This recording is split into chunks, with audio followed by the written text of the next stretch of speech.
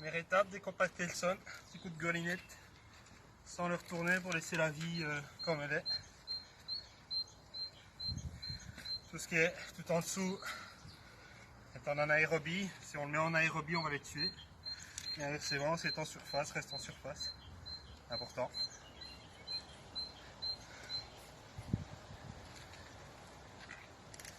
Pas indispensable, mais j'aime bien le faire, donc voilà. Voilà. Étape suivante, on prépare la terre qui sera utilisée un petit peu plus loin. D'habitude, je mets du terreau dedans, mais là, elle me semble bien, donc on va la laisser comme ça. Sinon, un mélange terre-terreau, c'est bien aussi. Ça, c'est du compost.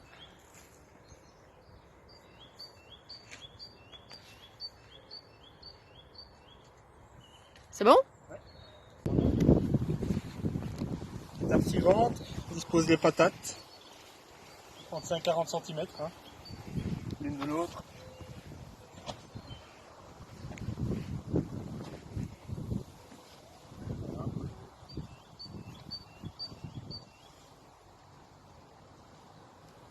Ça, c'est la 3e étape, donc. Absolument.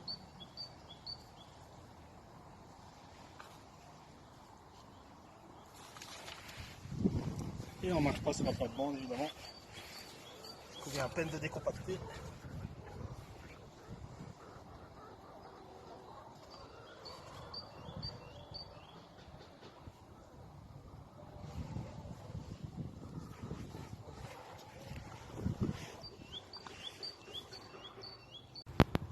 Voilà, les patates sont disposées en damier un peu sur la surface. Vous visez à 30 à 40 cm, c'est très bien. L'étape suivante, c'est de recouvrir un petit monticule de terre, comme une taupe. On refait.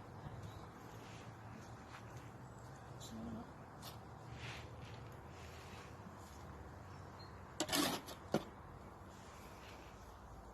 Une après l'autre.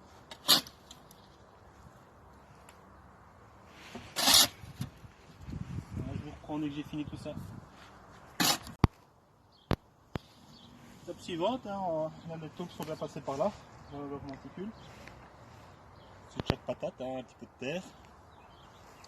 L'étape suivante, c'est ajouter une couche azotée pour bien nourrir la patate. Quand elle va se décomposer, elle va apporter directement l'azote.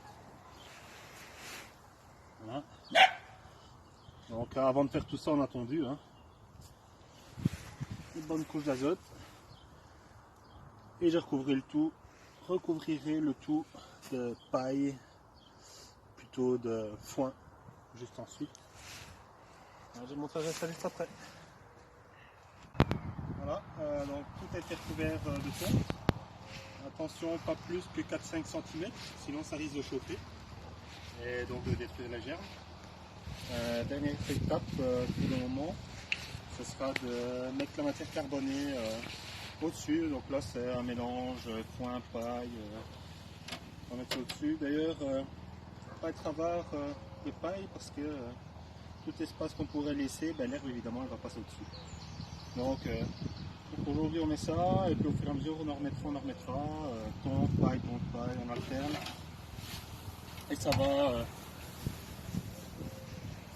va faire que tout ce qui est en dessous va se décomposer, y compris l'herbe qui est restée à la base.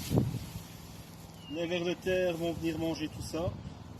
Toutes les bestioles vont venir s'installer, tout décomposer, tout ameublir la terre, qui est déjà aérée d'ailleurs. Et ça sera une zone de culture prête pour l'année prochaine. Donc là par exemple où il y a l'ail et les petits pois aujourd'hui, c'était les patates l'année dernière.